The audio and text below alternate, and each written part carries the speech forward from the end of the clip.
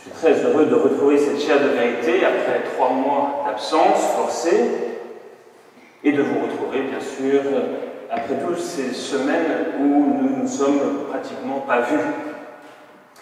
Et la question que je me pose en ce dimanche, c'est comment allez-vous après le confinement?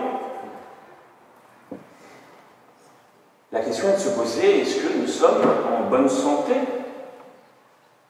Est-ce que vous êtes en bonne santé après ce confinement? Alors, la santé physique, je laisse aux médecins des corps de s'en occuper, d'observer cela chez vous. Quant à la santé de l'âme, c'est évidemment celle-là dont je veux parler, et c'est celle, évidemment, qui me touche directement. Êtes-vous en bonne santé spirituelle? Comment le savoir? Comment savoir si nous sommes en bonne santé spirituelle? Eh bien, nous avons dans l'épître de Saint Pierre, que vous connaissez, vous avez cette phrase: « Votre adversaire, le diable, comme un lion rugissant, rôde, cherchant qui dévorer. »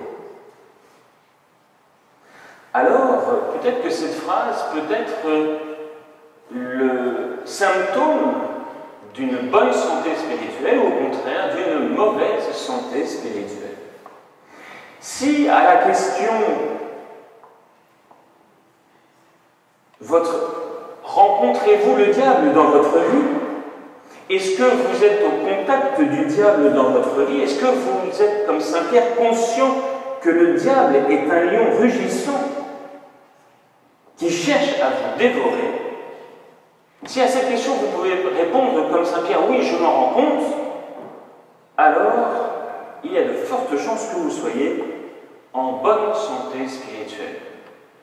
En revanche, si à cette même question vous dites, mais de quoi parle Saint Pierre? Pourquoi parle-t-il du diable comme un adversaire, un lion rugissant qui cherche à me dévorer? Qu'est-ce qui lui prend à ce Saint Pierre de parler ainsi du démon? Alors il y a fort à parier que vous n'allez pas si bien que cela au point de vue spirituel.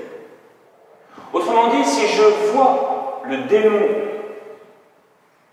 qui cherche effectivement à me dévorer, alors je suis en bonne santé spirituelle. Si en revanche je ne le vois pas, si pour moi le démon n'a pas d'existence réelle dans ma vie, alors il y a fort à parier que je ne sois pas en bonne santé spirituelle. On pourrait dire aussi que si la parole de Dieu me parle, si la parole de Dieu me touche, résonne en moi, autrement dit, ce que nous avons lu, l'épître et l'évangile que nous avons lu aujourd'hui, si cela résonne en moi, alors je suis en bonne santé spirituelle. Si en revanche, cette parole de Dieu n'a aucun intérêt pour moi, je la connais par cœur, soi-disant, je l'ai déjà entendue 20 fois, et finalement cela ne me touche pas, eh bien en fait je suis en mauvaise santé spirituelle. Avant de dire cette phrase importante, Saint Pierre nous dit « Abaissez-vous sous la main puissante de Dieu pour qu'il vous élève au temps de sa visite. » Pourquoi Saint Pierre parle-t-il de cela? Pourquoi dit-il cela juste avant de nous parler du démon? En fait, ici, Saint Pierre nous parle donc de notre humilité. Abaissez-vous sous la main puissante de Dieu, autrement dit, soyez humbles, pour qu'il vous élève au temps de sa visite. Saint Pierre nous fait remarquer ici qu'en fait, c'est notre orgueil qui donne prise au démon. Et c'est pour ça qu'il nous dit « Abaissez-vous sous la main puissante de Dieu, afin que lorsque Dieu vient à vous, qu'il vous visite, il puisse vous élever. Mais vous, en attendant la visite de Dieu, abaissez-vous, c'est-à-dire soyez humbles. » Parce qu'effectivement, c'est l'arbre debout qui est conscient de sa force, qui sera mis à terre par la tourmente, par le vent, par la tempête. C'est l'orgueilleux qui va se faire prendre par ce lion rugissant qu'est le démon. Et donc il est bien important de comprendre cela. D'une part, il faut avoir bien conscience de la présence du démon dans notre vie qui cherche à me dévorer. Et deuxièmement, pour faire face à ce lion rugissant, il ne s'agit pas de faire le malin, mais plutôt de fuir et de s'échapper, autrement dit de s'abaisser, de s'humilier. Et c'est comme celui qui voudrait faire le malin devant un lion. On ne fait pas le malin devant un lion rugissant. On prend la poudre d'escampette. On part, on fuit. Et pour cela, il faut se reconnaître faible devant ce lion rugissant. Autrement dit, être humble. Tous les péchés que vous commettez, vous les commettez en raison de votre orgueil. C'est clair, net et précis. C'est en raison de votre orgueil que vous commettez des péchés. Si vous écrasez, si vous vous écrasez, si vous vous humiliez, s'il n'y a plus en vous d'orgueil et d'amour-propre, mais que de l'humilité, parce que vous vous êtes abaissé devant Dieu, devant la main puissante de Dieu, alors le diable n'aura pas de prise et vous ne pourrez pas tomber dans le péché.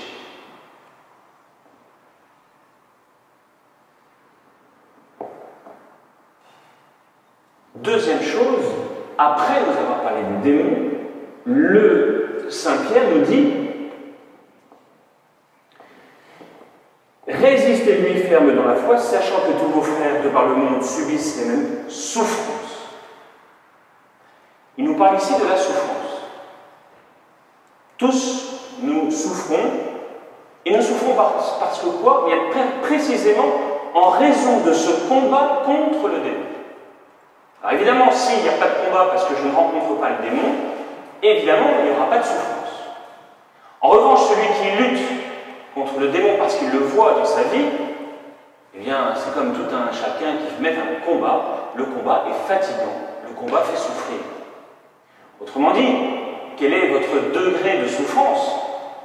Et ce degré de souffrance me dira, à moi, médecin des âmes, où est-ce que vous en êtes dans le combat. Si vous ne souffrez pas, tout va pour le mieux dans le meilleur des mondes, vous n'êtes pas en prise avec le démon, eh bien, grand bien vous fasse, que Dieu vous bénisse, et ciao. En revanche, si vous souffrez, c'est que vous êtes en train de combattre contre le démon. La souffrance est donc la conséquence logique de ce combat contre le démon. Alors évidemment, nous pouvons nous inquiéter de ce combat. Et là, je voudrais justement vous rassurer. Parce que ceux qui combattent courageusement doivent être encouragés et surtout rassurés. Parce que ce n'est pas parce que je vois le démon que je suis un grand pécheur en état de péché mortel, que je n'irai pas au ciel ou je ne sais quoi, ou que j'irai en enfer. Au contraire, cela montre que vous êtes en bonne santé et donc vous n'avez pas de souci à vous faire. Continuez à combattre. Soyez vigilants, sobres, soyez sobres et vigilants.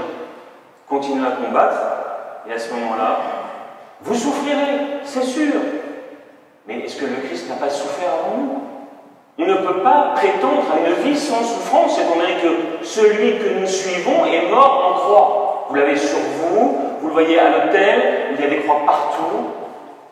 Qui dit croix dit souffrance. Donc la souffrance fait partie de la vie du chrétien. En revanche, c'est de mon devoir de médecin des âmes de réveiller ceux qui sont peut-être totalement endormis ou plus ou moins endormis et qui n'ont pas rencontré le démon dans leur vie et qui s'estiment bien heureux. Et là, ils sont évidemment dans la plus grande des illusions. Alors, à ceux-là, il faut les réveiller. Il faut qu'ils se réveillent et qu'ils voient ce diable, ce lion rugissant. Et le drame, vous le savez, le drame de l'humanité, c'est que nous pouvons être malades sans le savoir. Et cela est vrai pour la santé du corps. Nous pouvons être rongés par un cancer, nous pouvons être rongés par une maladie dont nous n'avons pas conscience. Et ça, évidemment, cela nous empêche d'aller voir le médecin qui irait nous soigner, qui viendrait nous soigner. Au niveau spirituel, c'est la même chose. Si nous sommes dans le péché, de reconnaître que nous sommes cette brebis perdue. Cette brebis perdue dont nous avons entendu parler dans l'Évangile et que le Seigneur va rechercher. Évidemment, si la brebis croit qu'elle est restée dans le troupeau, évidemment, elle ne va pas chercher à retrouver son maître, le pasteur. Donc ce qui est tragique, c'est si nous sommes malades et que nous n'en sommes pas conscients. Autrement dit, résumons. Si sur votre route, la route de votre vie, vous rencontrez quotidiennement le démon, eh bien, je tiens à vous dire que vous êtes sur la bonne route. En revanche, si sur votre route, il n'y a pas le démon, eh bien, je vous dis que vous n'êtes pas sur la bonne route. Donc, que ceux qui luttent contre le démon, contre ses pompes et ses œuvres, se réjouissent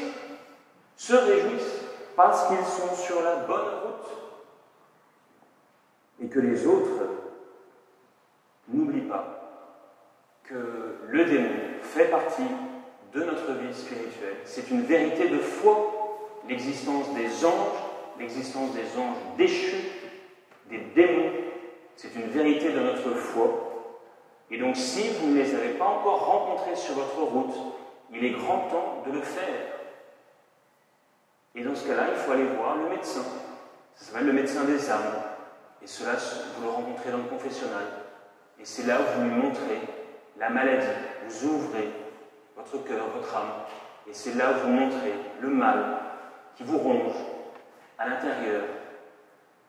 Et à ce moment-là, eh bien, le bon pasteur vient chercher avec tant de joie la brebis perdue. Alors, eh bien, chacun, je vous encourage à continuer courageusement votre chemin. Continuez courageusement à lutter contre les démons sans vous inquiéter. C'est normal, il est là. Mais si vous êtes humble, eh bien, vous ne donnerez pas prise aux démons et vous serez ainsi sauvés. Au nom du Père, et du Fils et du Saint-Esprit.